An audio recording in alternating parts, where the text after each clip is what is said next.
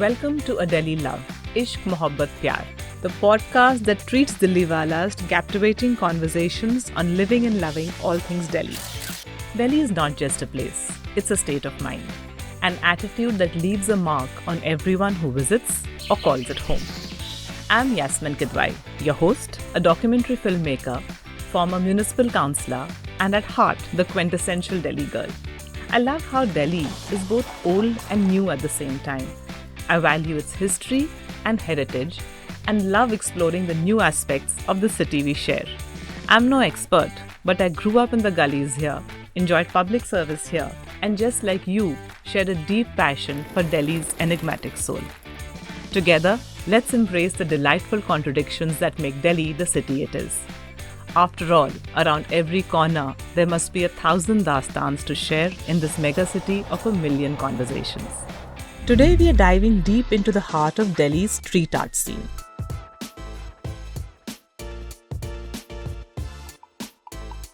Street art could be found across the country, from the painted gods on boundary walls to prevent people from urinating on them, to the Coca-Cola and Pepsi wall art on brick houses and huts across rural Indian villages.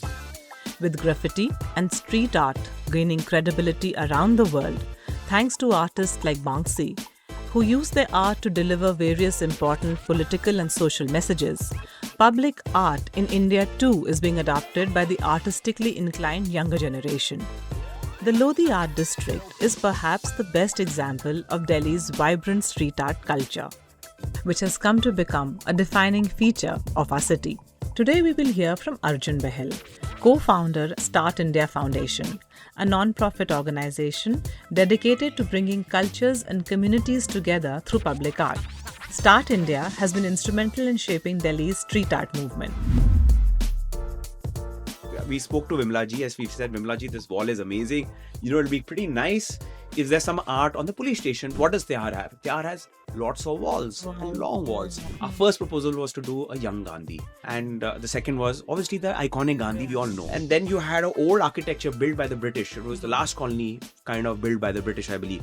And if you can just put a little bit of public spaces and art in it, it makes a big difference. Right behind the biggest landfill of Delhi, and in a space which is not used for art, but people came and it was amazing. Arjun, let's start at the very beginning. How did start? I mean, start for all of us. We were 5 people who started Start, and I can tell you my personal journey, how it started for me. You're a Delhi boy. I'm born and brought up in Delhi, and I've always been excited about the entertainment space, about making people have fun. And my journey started when I was in school, finishing school, going into university. I went to I studied political science honors. And which school are you from in Delhi? I went to St. Columbus. But essentially, I always wanted to work in the music space. Before studying political science honors, I wanted to work on music production and sound engineering. But my mother said nothing doing, right? Right? She said, you please get a normal degree. You do whatever you have to do on the side. So essentially, just to cut the chase, is that I've always worked in the music space. I used to promote music. There was a nightclub which opened up in Noida called Elevate. So I was a part of the team and part of the planning team, programming team, even ideation team on the overall level. And for me, that's where, things started happening quite a lot. And I was obviously influenced with my sisters, who's Aparna and Anisha Bahl, who... They're in the fashion industry, yeah. right? So, I've seen fashion from a very young age. I've seen all these supermodels at a very young age, and they used to come to my house, and people like Arjun Bahl, Milan, and even Madhu Sapre and people like that. So very iconic. So I was always influenced, and used to go to their shows and see how things happen. So started working in this nightclub and started becoming a promoter, getting artists from all over the world for the nightclub and beyond. And that took me to a degree, which is, I did a degree in music. My first degree was in events and tourism management. That was my master's degree from university. After political science. After political science. And while I was studying, I was still working in Delhi. I was doing an offline job or online job, if you may call it. And that was in University of Bournemouth, where I did events and tourism management. And from there, I was like, listen, I'm really interested in music. So I studied another postgraduate diploma. I didn't finish the master's because it's kind of the same in music business. So I thought these are the two really good tools for me to have as an education. And then I came to India and I opened a company called Crayon Events and Entertainment. Crayon Events and Entertainment in the beginning of things was a company which used to work on mall promotions, mall decors, did a few weddings here and there, did some decor work, etc., etc. And I thought that was a great base for us to have. But along the way, I met a lot of amazing people. I wanted to bring Cirque du Soleil to India. I tried bringing Cirque du Soleil, but I realized that it's very sponsorship driven. I also realized that at that time in our country, there were not too many venues to host big productions like that. And I was not reaching anywhere. I was in contact with Cirque and their team in Montreal, etc., but it wasn't going anywhere. And this was around 2007, I would say 2000. Yeah, this is where I realized. And I said, you know what, actually the Indian weddings are great. And Indian weddings is where people have money. And then I said, why can't I take some of these ideas of doing commercial events or bringing these commercial concepts, entertainment concepts like Cirque du Soleil to event spaces, to wedding spaces. And that kind of worked. So I remember my first big wedding was with a Silk Eloise, which is a company from Montreal owned by Cirque du Soleil. It's a smaller group, so a little bit more affordable. But we had almost 45 performers to 50 performers, and we created a show for a friend of mine for her Sangeet. And that was great. I almost got Cirque to India and almost felt the vibe and almost saw the excitement people had and created a show, a customized show, which lasted for about 45 minutes to an hour. And that was amazing thing. So that kind of continued. I brought in a lot of other groups, etc. So by then, 2007, 2008, I had already done a lot of DJs. We had produced probably about more than 100 DJs, from your electronic DJs, from Sasha to. And then from music to art, how did that? Yeah, so again, after working in this field, I had another company, with a friend of mine called Dave Perry, called Most Technical, and that was setting up nightclubs across India. After Elevate, we set up.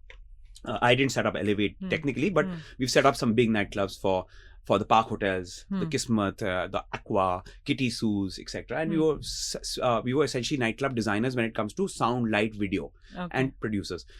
So essentially that was a great tool, and I was already getting because I was working with visuals now, I was already getting very excited about the visual culture.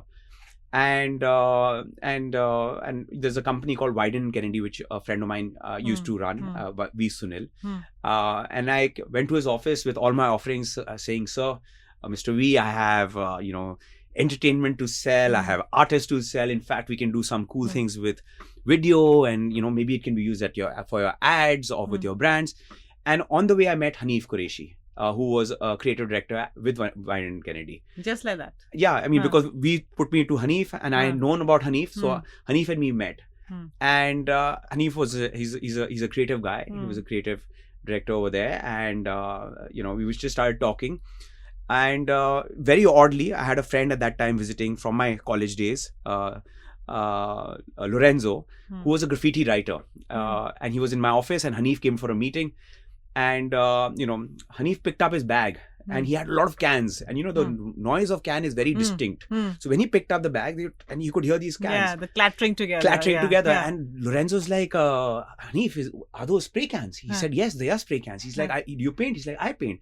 So this conversation started happening, and I was sitting in my office. I was like, okay, there's something happening. And then Hanif and me started talking that, what do you do? Hanif is like, listen, I want to do a festival, but I don't know how to do it. And I've been speaking to some people. Would you like to join up? And can we do a festival? And Hanif had some experience with the Khirki project. Acha, okay. He had worked with the team of Khirki. He was one of the people. And so I said, okay, I don't know much about this. I understand what this is. How can I help?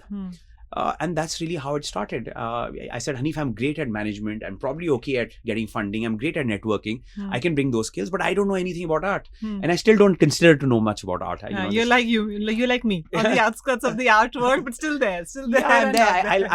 I enjoy it. I'm passionate about it. And literally that's how the Start India Foundation for us started. We didn't even know what we were doing. And then and this was, what year was this? This was in 2013. And Hanif was speaking to a lady called Julia, who became a partner. The 10th year now. Yeah, and Thanish used to work with me, who's my colleague from school. I said, Thanish, you also join in.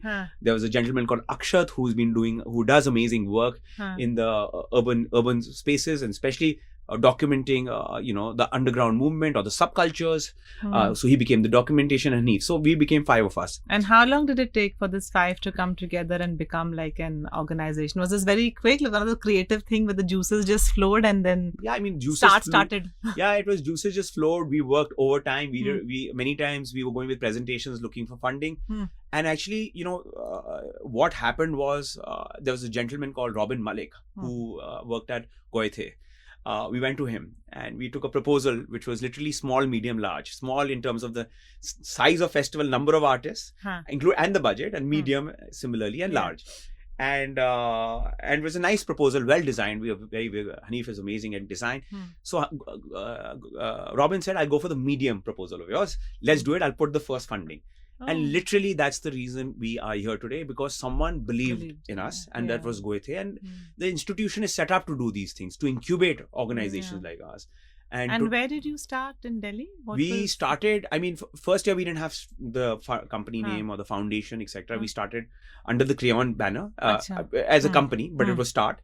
And the next year we formalized, and then we understood what we need to do. We also didn't know what should we do, how should we conduct ourselves, what are the festivals about. So we started creating a format for ourselves. And then year on year, obviously, we've gotten inspired, we've grown, and we are here 10 years later. And what was the first area you worked on in Delhi? Did it start with the festival, or the area was chosen? So the first area was Shahpurjat for us, and Hoskas village. Okay. Those are the first 2 areas we did our interventions, and we called it a festival.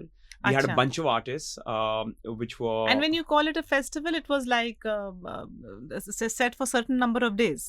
It was set for a number of days. We were pretty fluid about it as well. But we had some partners, so we had to show what is the end and... beginning and end. I know, we have the budgets had to be taken care of. I must also say, it was also a kind of experiment for us, right? At that time. So the first one, just to go back to your point, was in both these places, in Shahpurjat and Hoskas village, we didn't have an office. Riaz Amlani, who is who's the owner of Impresario, and he's a stalwart when it comes to restaurants and cool concepts and food, was opening social. He'd just taken up a space in Hoskas. So we didn't know, we asked Riaz, we need space. So he said, okay, I've got this space. It was going to become a restaurant. Why don't you just guys take up a space and make that your office? Okay. And in fact, again, because of him, we had an office suddenly. And that's how we kind of started, and we presented a few murals across both Shahpurjat and Hoskas village. And while we were presenting those murals, we also thought, let's do a small little art show. So where anti-social is today, we did our first show. And it was great because, we had a show also going on. In the first festival, we had a show. And during all these conversations, we met an amazing lady called Vimla Mehraji. Vimla Mehraji is an IPS officer, and she was the DG of Tihar. She used to have and she said, you guys are doing great work. Why don't you do something at Tihar? Yes, you worked with the inmates. I was going to come to that later, but you worked with the inmates there. So that became a part of our first show. And Hanif, working in the type and the sign language, he thought of a great concept, because what does Tihar have? Tihar has lots of walls and long walls. So, and at that time, Vimla Mehraji was publishing a book, and one of the poems was written by a female inmate called Tinka Tinka Tihar. The book was called Tinka Tinka Tihar, and I think the poem was called Char Diwari. It was her feelings, or what she feels within these 4 walls. And we thought it was a very interesting poem, and we painted the whole poem. It was almost, and these were outside. This was outside Tihar, so it was public. So it was. So we painted the whole poem, and what we did was we called sign painters locally, and we changed the type and the form every, let's say, 100-150 meters. So we had 5-6 different types of fonts saying the whole poem. So that became a pretty nice. And what was the length of this? The I entire. think it was under a kilometer. I think it was pretty long at that time. And we inaugurated with obviously Vimla Mehra ji and at that time the LG Saab, Mr. Najeeb Ganj, he was there, and it was, and from there we always were looking for sites, and me and Hanif I still remember at the PHQ, we were going while before that actually we were going to get permission. So we were, first time I entered the police headquarters. I've never entered a police. You identified that because of the wall. Way the wall. Yeah. Because we were going to the office more and more. And Hanif is like, what if we do this wall? I like, this is never going to happen. That is iconic. Mahatma Gandhi's portrait there and is iconic. And so, one thing led to another. And suddenly we were at the PHQ seeking permissions. And then we spoke to Vimla ji, as we said, Vimla ji, this wall is amazing. It'll be pretty nice. Is there some art on the police station? Because, police in our country is always... And police headquarters, no? Police headquarters, yeah. So, police is always... People are scared. I've been very surprised. I mean, when I saw that, I was... it's so iconic in Delhi, but it's really surprising to be on a government wall in the police headquarters. Correct.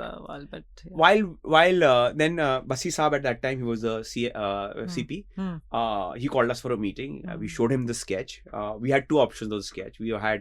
This is by who? Who's done this? This has been done by two artists. The lead artist was ECB, Hendrik. He's a German artist who has a dripping style, who was again sponsored by Goethe. So we had to get you had to get, yes. Okay. And he's known to do larger than life portraits.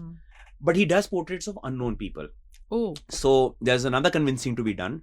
And he was assisted by Anpu. Yes.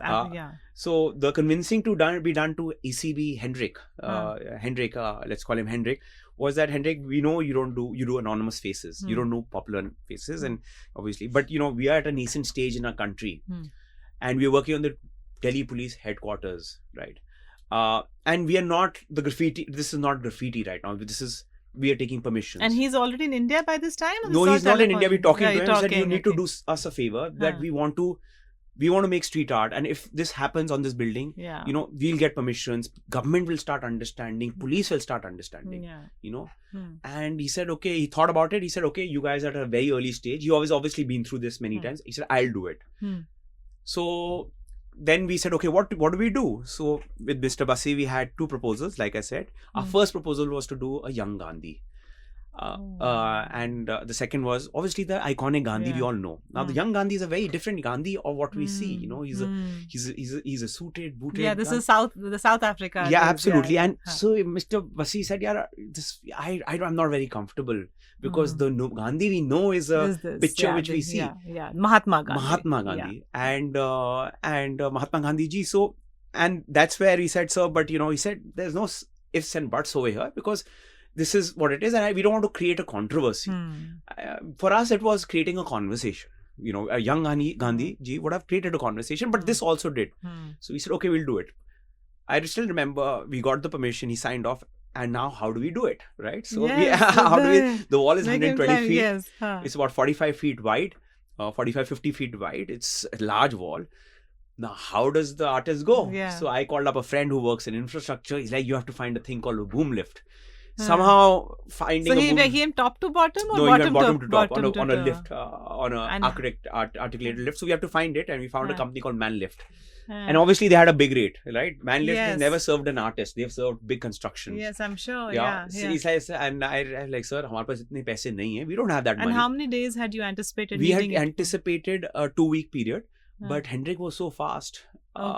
He finished it. We had to slow him down, because we had to do it on Martyrs' Day. We inaugurated it on Martyrs' Day, so we had to time it. We said, because he had a great assistant as Anpu, and both of them worked really well. He would come at 6, typical German, 6 o'clock in the morning, and he would. In the winter. In the winter, January. Because it was January. Correct. Martyrs' Day is in January. Absolutely.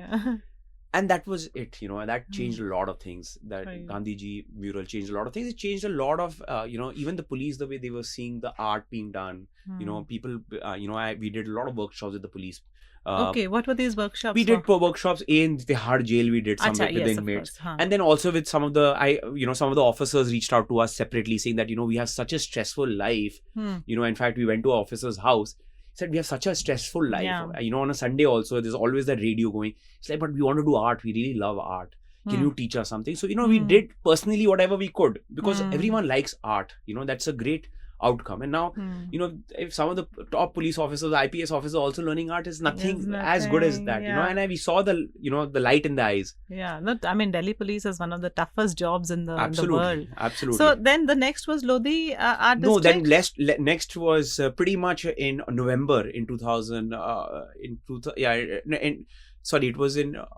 it was in November of 2014. We went to Bombay. We got excited. There was a thing called the Bandra Festival, which is run. Yes. So a friend of ours, Neil Murray, who used to run Fountainhead and Hyperlink, his old friend. He said, we said, so we want to do something. He said, why don't you link up with Bandra Festival? Why don't you join up with them? And then we met these amazing friends and ladies who were running the festival. And we said, we'll do the public art side of things. You do your music and your other things, which they do at the promenades, at both the Bandra promenades. That was the next one. So, and again over there, Riaz was there, because Riaz had St. Jude as a bakery, which has now become Veronica's restaurant. And we did a small show. Tarni Jindal gave us a space in Kala Ghoda, the Upper District house, where now there's sequel as a restaurant. So we created 2 small exhibitions, and then we did at the same time. This was at the same time. 2 exhibitions. Then we did a big mural over there of Dada Saheb Phalke. We had an inauguration with. Of course, you can't miss that. So ours came first. Sorry, of course. Delhi. Delhi always comes first. Delhi always comes first. And I wanted to, because in Delhi, you've talked about Shapur Jat and Hauskas, but the Lodi Art District is perhaps, I think, because of the location and the accessibility, is perhaps the most iconic one. And for those who don't know it, let me just tell our listeners that Lodi, the Art District, these are government officials' homes, and these were these complete blank walls, and which have now come alive, and I think is a must visit destination for any tourist who comes into Delhi, and even for Delhiites. It's like, I think it's something which a lot of Delhiites take pride in. So how did you come to? Were you called to do that, or was that, did you choose the walls, the big blank walls? No, we were not. Or the walls called you. The walls called us. The area called us. The importance of the area called us. What did you feel about the importance? The location, the central location? I think, of course, there's a central location, but it's also around very important architectural and monuments. Yes. It's also around behind India Habitat Center, Institute Francis, a lot, you have the and all the India government International offices, Club. the culturally, it's culturally very rich. Yeah. Plus, when we went there, we wanted to create a space which is for pedestrians, and that was a place which is perfect for pedestrians. If you see, unfortunately, it's not Delhi with the way it is at this point. Yeah. There's not very pedestrian friendly. It's not a workers' city, for sure. Yeah. So and then you had an old architecture built by the British. It was the last colony kind of built by the British, I believe. And it was pedestrian I didn't know that. That's been built by the British. Yes, it was the last. Okay. So so it was the last colony built by them. And if you see, it was very homogeneous infrastructure in terms of the architecture. So the buildings are the same. There are 2 types of buildings, etc. Facing each other. And there's a great footpath. So great for walking. Great. And there's not so much thoroughfare. So if it's in grids, right? Yeah. So that grid really worked for us. And we said that agar ye permission mil jaye, to बहुत अच्छा हो जाएगा. And I must say, at that time, we struggled a little bit for permission, because it's an important part of Delhi. And then finally, DOAC was kind enough to allow us that permission after obviously checking what we wanted to do and what the future is. And, and it was 1 mural came up, 2 murals come up, and now we have almost 60 plus murals over there. 60? Yeah. I mean, we have more, but some of them have gone because the buildings are crumbling. The buildings are as you know, it will be redeveloped at some point. The buildings are, the cement is giving away. It had to be redeveloped long ago. But what Lodi has given to all of us, it's a project which is built by the community, for the community. We work and engage with the community, and this also we realized. It's not like the first day we realized what we need to do. It's a part of the practice. Process of going through. Absolutely. So it's a process which took time, and now people take pride in it. And people. it's a space, like you said, it serves as a tourism destination of Delhi. It's also a space where people do shoots and all your influencers are there. It's a place where people come and talk. And when we do festivals over there, we take up streets, we shut streets, we do music, we do workshops on the streets. And people, we've been so blessed with our partners, people like Asian Paints who have supported us. And without any understanding what we want to do. And in fact, just recently we did an amazing project about 6 months ago in March with Kiran Nadar Museum of Art, and we did the Lodi Festival, where we had big music performances, because we want to celebrate Lodi as much as possible before it goes into redevelopment. And it's a great case of study, because it's a very unique district. You don't see branding anywhere, right? It's pretty muted. The art is, we're all, it is. Is what it is. And beyond us, you see different kind of people coming in, doing tours, walks. Like I said, music performances. So it's activated as a space, as much as we can. And now the next 6-8 months or the next 1 or 2 years till Lodi is there, we're going to make sure it gets more and more activated with people and coming and using the space, be it workshops, be it talks, etc. Because it's an important space in Delhi. It's a space there's no entry for, there's no gates over there. It's open for all. It's accessible. You can park over there, you can walk over there. It's a safe space, and there's art over there. So, and that's a huge thing. Like as a woman, I would think that safe spaces in Delhi is like, and there are such few spaces which are available for all. But listen, most of your work is concentrated in Delhi. Like and why is that? I mean, I can think of a million reasons. There are Delhi is this city of architecture, heritage, history. There are photographers, artists, poets, but why did you particularly? Is it because you belong to Delhi, or Delhi seems like the epicenter of it all? By virtue of our presence in Delhi, you obviously do more on your own city. We're all from Delhi. We love Delhi. Julia's from Italy, but she lived in Delhi for 8-9 years.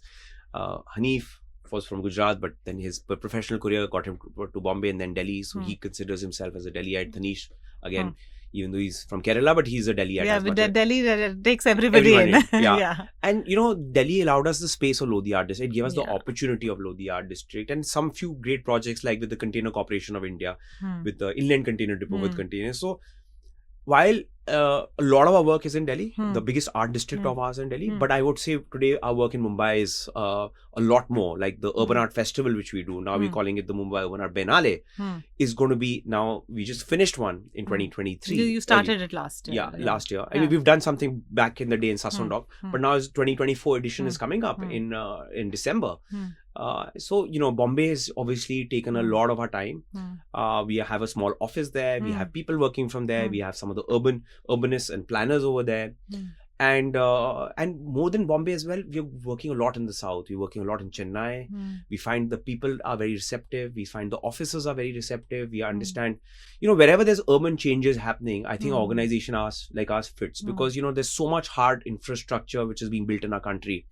And if we can just put a little bit of public spaces and art in it, it makes a big difference. No, but that's also about kind of sensitizing the government to it. Correct. And you have been working a lot with even if I would take a simple example of the Lodi Art District, there must have been at least 4 to 5 to 6 government agencies. How do you untie this knot? Because Delhi, I mean, there would have been the CPWD, there's the Delhi government, there is the central government which is based here, the urban development, the different ministries, and how MCD. do you... MCD is a huge, that is also the MCD area. One side is MCD and the other side is NDMC. It's a thin line. Yeah, you're in a thin line actually. At many times, the Lodi Art District is there's quite a both. Correct. They can claim it as their own or leave it as nobody's child.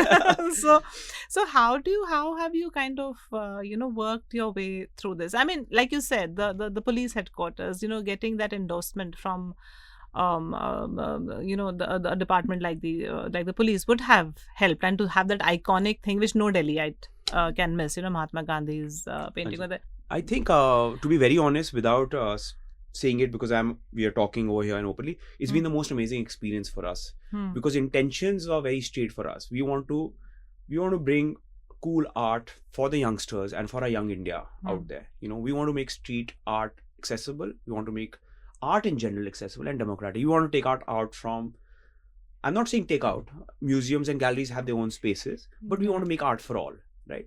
So the intention was always that.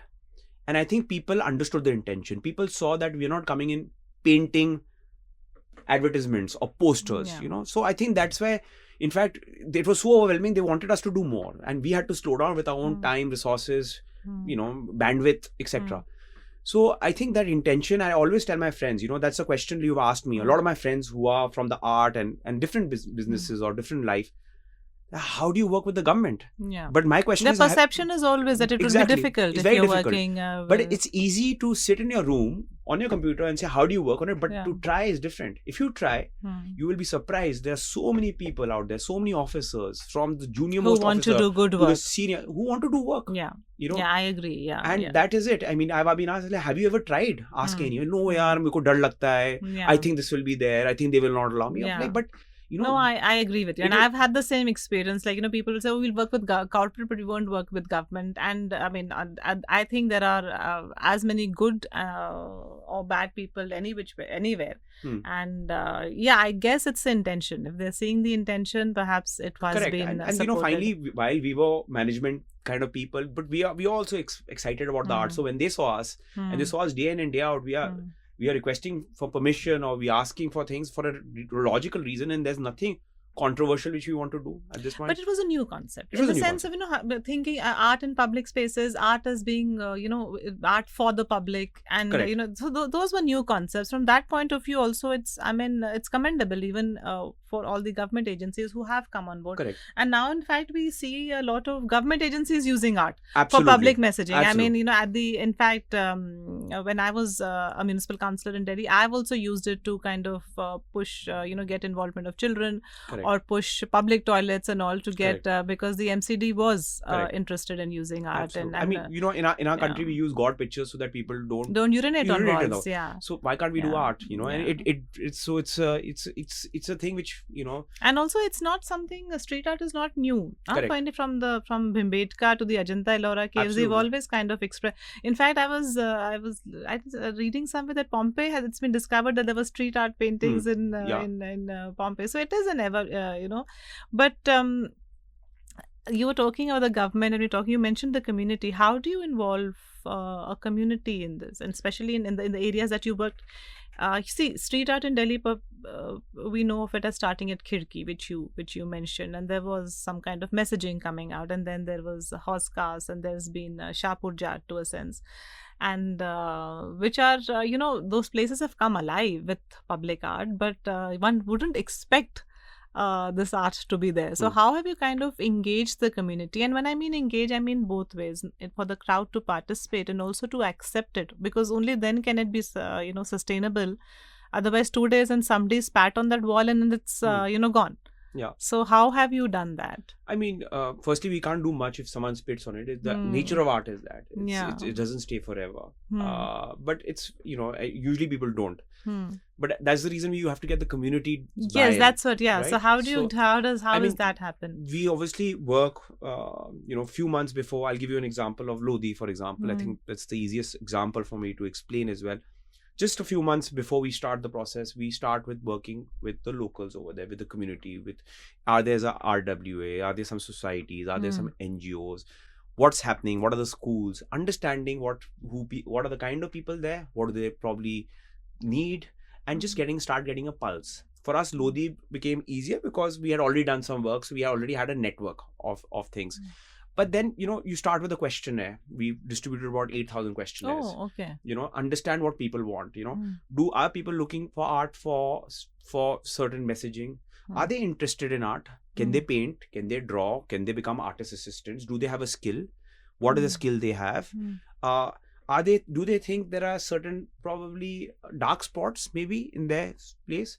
Do they want to participate in workshops? Do they want to learn or upskill if they don't know anything? Do they want to participate in a workshop which is literally like a tie and dye workshop or a bag making workshop? Lodi has a lot of tailors, as you know. Yes, it used to. We used to collect all the trash of the tailors, the ends, and try to see if we can do workshops for the aunties over there who are generally the aunties would do. The ladies were interested more in the workshops than the men. or do they want to learn about how to write a signboard? So those are the questions which we kind of brought in, and then we understood what are the kind of people. We got some answers, and then we segregated those people. So people who wanted to do workshops, we tailored 3 or 4, 5 types of workshops for them, be it a dance, drama, painting, showcase. So we used the Lodi merchant market lawns over there. You've seen the lawn opposite the restaurants which are there next to opposite Yamuna Chemist. So use that as a space for teaching them, certain just dance moves which they could finally showcase. Or people who wanted to paint, we gave them materials. We got an artist. He gave them a task. They started learning. They gave them a template. So that. And or people wanted to do, like I said, the upcycling workshop, right? So all these things. And this finally, process took how much time? It took about a month and a half before we actually started. Month and a half, 2 months. And it's an ongoing process of conversations. It's not something which we leave. Because a wall, it's an alive wall. It's a live absolutely. wall. And every year we do it. No, Lodi, it's not one time push. Every year we'll put more murals, ideas that. And not only with Lodi Art District, but with our other art districts across India, which we have now. So, you started segregating people and you did a showcase. So you showcased some of their work as well. So we had an open exhibition with all the paintings, literally with clips, we showcased the painting. People felt also good. And they felt a sense of ownership. Yeah. And then some of them said, hey, actually I have some skills. Can I work with the artist as assistant? So they became artist assistant. Some had great stories to tell and narrate about Lodi. And artists, when they come here, they know what they kind of want to do, but the first job for artists is to immerse themselves in the environment. We try to give them an assistant. So it's not like an artist comes with a set painting that I'm going to paint this. I mean, the different processes, they know probably what their framework would be, but the idea is to take from the curation, from the people, and understand what the city is. We encourage them to spend at least the first 4-5 days understanding where you're working, understanding the people. We try to give them an assistant. We try to make them meet locals and understand what's happening, and thereby creating a mural, because then it's more real. And also people's stories are somewhere told in the murals. So those are ways which we do. And one of the other things which we did was, we created a mural called Saath Saath, and so there were some recurring words which are coming out of the questionnaire or what they want to do. So there was a master artist who created a composition, but then there was a smaller artist from literally 6 years old to 80-year-old. They became a part of this? Yeah, they came a part of it. So every Sunday they would come and put these words wherever they got time with the artists. So this is the mural which was in fact just pictured with Mr. Tim Cook. He came to visit Saath Saath mural. So that's why he also wanted to see the community-based mural. So, those are the ways which we engage, and it's amazing. I'll tell you, this kind of network of communities go beyond art. During COVID, and this is in Chennai at the Kannagi Art District. We had already done a lot of projects in Chennai at the district. And now the municipal commissioners wanted to tap into the network we have created. Just for the COVID matter, just to talk about the sensitization of COVID, what to do, what not to do, and also then finally the vaccination, etc., which came in a few 6-8 months later. But they tapped into that network. They said, who are you talking to? Who's your network? Who's your group leader? So we gave all that information so that they can also do it. Because creating a community, I mean, that's the first step. Then you're building the ecosystem. Absolutely. And today they take pride in the ownership of. And how do you find it in Shahpur Jat or Hauskas? How did you because that was. I mean, anybody who knows Delhi knows that those are traditionally conservative communities. And conservative, but also if you see, those are the areas where first it came up. Or not even art, but the first cool restaurants came up over there. Bina Ramani's restaurants came up there. Yes, first cool shops came up there. Course. It was really cool at one point. Yeah, at one point it's a perfect fit, but still it's conservative. And the art is like you're painting on their walls. It was private walls. Yeah. So you had to ask permissions. Yes. You had to wait. Some said no. Some said yes. The ones who said yes, they enjoyed it. So the guys who said no, they said हमारा भी कर दो paint. And some thought कि यार functional है ना, क्योंकि अगर आप पेंट करोगे तो मेरा वॉल तो थोड़ा और लास्ट करेगा, वाटरप्रूफिंग भी अच्छी हो जाएगी. किसी के घर पे शादी थी तो उन्होंने कहा हमारा भी पेंट कर दो. फिर कुछ लोगों ने व्हाइट वॉश के लिए भी बुलाया. So हमने सब कुछ किया. So they were happy, and people came with their own requests. They said, one person, for example, this is in Shahpur Jat, this is a true example. One of the artists found a girl pretty sad, and he used to interact with this girl or a boy, a family, quite often because he's painting right next to their wall. And he's like, why are you sad? They said, I lost my dog. So, so I'm sad, I lost my dog died.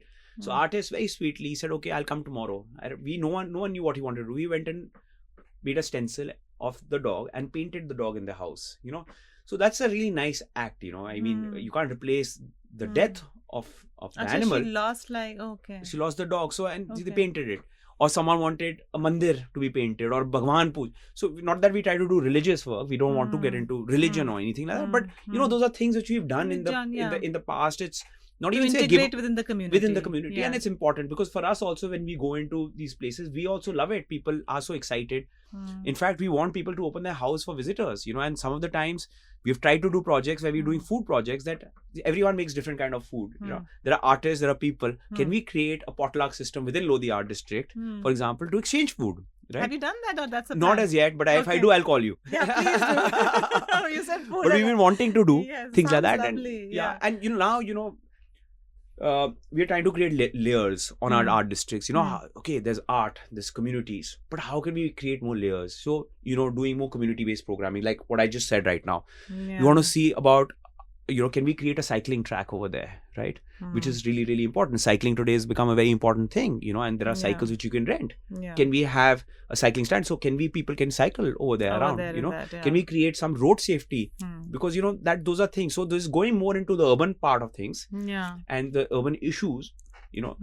And for us, but that's what art is, right? Correct. It's like it doesn't remain in street art, especially it can't remain in isolation. And in fact, street artists all over the world, they take up issues which are of social justice and correct. And is that, do you find that happening here also when they come and they're interpreting and trying to soak in from the area and thought process or messages, like you said, they don't come with a preconceived notion of correct. what we are going to push out there. Yeah. And tell me, how do you work with this part of the process, curating the artist and deciding who you're going to collaborate with and who? That must be the exciting part, no? Like, I mean, we have that's not management. That's that's not management. But that's Julia and her team, her curation team takes care of it. But by now we have obviously a network of artists we want to work with.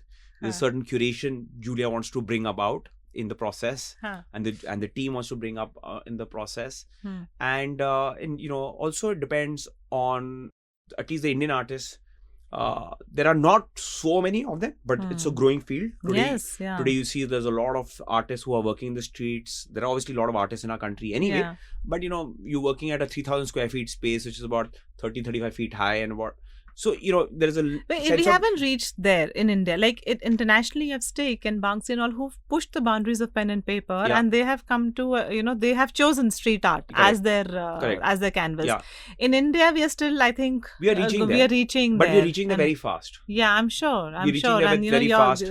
With so many organizations. Now, even galleries picking up art or selling street art. Today, about a Banksy is because of the numbers he's hit. Today a Banksy is more well-known than a Damien Hirst. Yes, exactly. And all over the world. All over the world. I mean, today's Banksy painting sells more than any of the Indian masters painting has sold. And he's still a living artist. And it's all because of the internet generation. It's all about that, and also about socially what he wants to talk about, etc. So it'll happen in our country. Now we're talking of the internet generation. How have, your work is like, bricks and mortar on the ground, but how have you leveraged the power of the internet or social media for your work? I mean, it's how... Has helped you reach out to people. Absolutely. Or do artists get in touch with you? Artists get in touch with us, potential partners get in touch with us, potential collaborations which are beyond financial or we end up doing. So I mean, internet has been the most important part of this process, I would say. While you say, because my work lives online, our work rather lives online forever. We have curated exhibitions, for example, at the Google Arts and Culture. So it's more than and in terms of communication, it's pretty strong as well. And we are an organization who's never bought a single printed ad, let's say, or a billboard. You never bought it. Yeah, we never bought. We never done advertisements. But of course, we promote ourselves online. Promote the art which we work on. Promote the projects. So our work is mostly offline. Online essentially. So it's been our go-to communication tool for sure. And it's brought people closer. It's brought people closer. Even in the art community. I mean, I must have met so many people, which with all my criticism of the social media, I have to eat back my words now. because you have met so many people.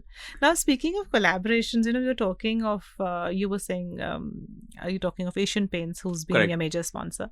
How challenging is that? Because street art, by its very nature, is this about social justice and it's about issues, and then you're curating the artist, and how do you marry? The corporation, the corporate must be having its own demands. And how do you marry those two? Does it interfere, or has it been a facilitator in your case? I don't think it's been interfering at all. We've been given a free hand. Obviously, we need to know what we're talking about for the company as well as corporate have their own way of working. We try to take support from them and not sponsorship, let's call it. It's not like they're commissioning us to do something. Fair enough. It's something which we as an organization have a plan. We have a 5-year plan. This is what we want to do, and they come and support it. For an Asian Paint, it becomes pretty simple because we're using paints. Yeah, it's the medium of our work. So the integration is as simple as paint. And it's and we have been able to work. Let's say even understanding how the paints work. I mean, we know like our colleague just said that the Tihar jail is still okay. Yes, apparently. The ball. So that's commendable. That's commendable. Yeah. That's 10 years now. 9 years now. Yeah. So it's been a great happy partnership. Like I say, and it's not like it's something which we see as a long-term gain because it's a kind of a small mini revolution which is happening in the visual art street. With the foundation's effort, there's so much more happening in our country, and they'll keep on happening. And there are so many artists. And it's kickstarted it now because now the success is bringing more people to join. Like as we speak right now, there's a festival in Guwahati, of street art. Of street art. So it was how lovely. New art. It's called. I think I just saw it today. So it's great, and that means there are so many more people doing art in different cities, and that's but Delhi led the way. Delhi obviously, yes, Delhi led the way. No, but we still haven't been able to put the "We Love Delhi" sculpture as yet. We made it back in the day. We made it about 8 years ago. So we still haven't. But I have a "I Love Mumbai." We have a really? What is stopping you? We are not able to seek the right space and the permission for it, but we will hopefully. the famous guy. I hope somebody listens into it and gives you the permission very quickly. We will. I think we also have to kickstart the process. We want to make it an iconic sculpture, but I do think really Delhi. Jokes. I do think that Delhi took the lead, and absolutely, and all credit to you guys that the Lodi Art District became something which is almost iconic. Absolutely, it's a case study for all cities. It's a case study. In fact, people call us. Municipalities call us, we want to do art district like the Lodi Art District. You had the Tim Cooks I would love of for the world. Something like that to come up. Not just the Lodi Art District. Of course, it's a great space, but for another one to come up, it would be. have more people have access to it. Correct. But it's like the Sundar Nursery. What amazing space. Yeah. Why can't we create a sculpture park over there? Yeah. And that was my always a dream to do something. You should have met our other guest, and I know, but I missed him. But next time. Next time, no, we'll get you all together. So, having said that, how do you measure the impact of the? How do you measure impact? How do you measure the success of a project? That's pretty tough, actually, right? Right. Yeah. I mean, because is it community involvement, or is it how do you? Art to measure. Frankly, to be fair to you, to measure the impact of art itself, how does one do that? But in this case, the impact of art is, for us is, I see, at least we see a lot more people interested in the field, and that's pretty evident with the amount of messages and the DMs we get or the emails we get on a daily basis. I see, organizations, partners and partnerships, people asking to partner with us for many, many things. It may be for advertising things, which we don't do, like a lot of organizations. I don't want to name any in particular, but I see that, people are using art as a medium of campaigns a lot. I see also the genre of artists who are being able to sustain themselves as a full-time which is important for any artist. Absolutely. But I also see when we put up a call out, how many people come for it. I see at the Lodi Art District, the festival which we did along with KNMA and Asian Paints, it was raining 2 days. Both the KNMA days. I mean, our listeners who don't know, I'll just, this thing is Yes. the Kiran Museum of Arts Absolutely. based in Delhi. Correct. Yeah. So they've been doing some amazing work, as we know. Yeah. And we, even though it rained out 2 days pretty badly, we had 8,000 people on the second day, just after the rain. So it was huge. Yes, that's. And give an example of the last big festival we did in Mumbai. We commissioned a research. We had 3 lakh people coming to the festival in total. In the Bandra Festival. In the Mumbai Urban Art Festival. Okay. Which just culminated in Feb 2023. 3 lakh people is pretty big number. Yeah. And they all documented people from the that was a big number, and people from all over.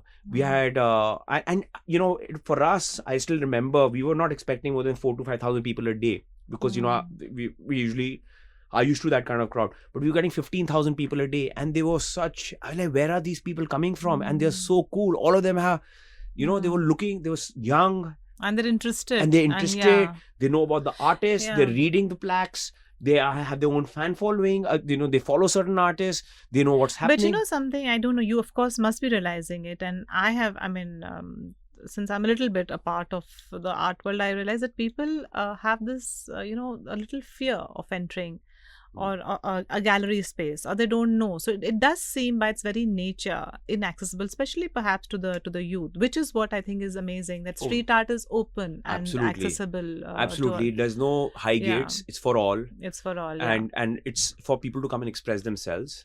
We saw it in the Inland Container Depot, where again, it was in Tughlaqabad. We didn't think people will come. We were like, what are we doing in Tughlaqabad? Log aayenge nahi aayenge?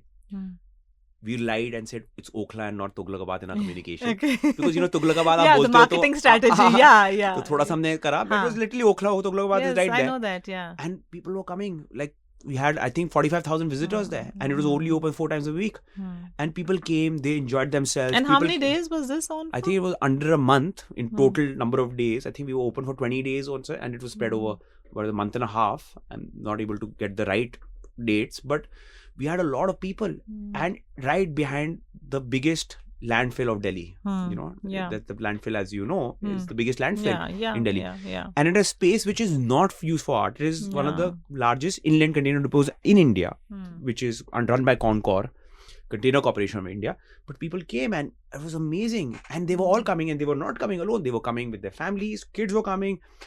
Grandmoms and grandfathers were coming. They were listening to the poetry things which we were doing, the music things which we were doing. We were having events every weekend. There was some food elements. They came, and it was amazing. And Arjun, tell me, what is the sense that you get? What does street art do for people?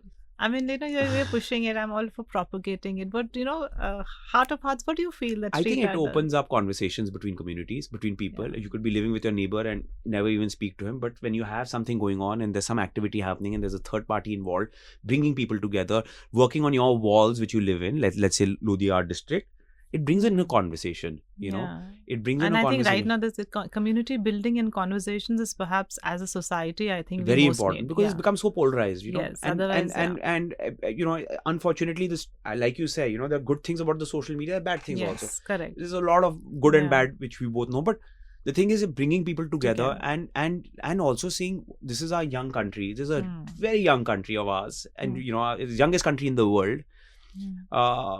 What can we do in our public spaces? How can we create art and make beauty it for all, make public spaces for all. And such country is growing, and this is the time for organizations like us, for all of us, to contribute in the public spaces. Otherwise, everyone needs help. Everyone needs that. So if this is my specialty, I'm ready to work with the municipality to see what else can we do. How can we make it better? Contribute to the community and society in that sense too. Because it will become better and better. Our country is already getting cleaner. People are now have the notion of ki rakhna hai ghar, apna saaf rakhni hai, apni surroundings. It's happening, but it takes time. But tell me, before we end, out of all the work that you have done with Start in Delhi, which is your most favorite, your personal favorite? I think because of the challenges we faced with the Mahatma Gandhi ji mural, obviously that's the most favorite one. I fear one day it'll go away. Yeah, the first is always... it was a big scale, and we didn't know what to do. And I still remember the CP Saab telling us that the Mahatma Gandhi ji should look like Mahatma Gandhi ji. Yes, of course. Otherwise, I'm telling you, the jail is not as a joke. So we're like, we'll make sure it looks like Mahatma Gandhi ji, of course. And we had the best artists, Anpu and ECB, Yes. Hendrik, coming in painting it. It was No, a great it's start. iconic. And okay, and next, what is the next big one you'll do in Delhi? Next big one is we are hoping to do something in February. So right around the corner, another festival at the Lodi Art District. Which hopefully encapsulates music, workshops, various performances, art. Obviously, last time we went to doing yoga and meditation on the street as well. Anything that brings people together and Anything that brings communities people together. And we need to celebrate Lodi and enjoy it as much as we can till it goes away. Okay. And on that note, Arjun, thank you so much. It was an amazing conversation about all things Delhi and art, and making art accessible, which is something which both you and I are very passionate about. And thank you, Yasmin, for getting me here, and also all the work you do, and I hope to work together.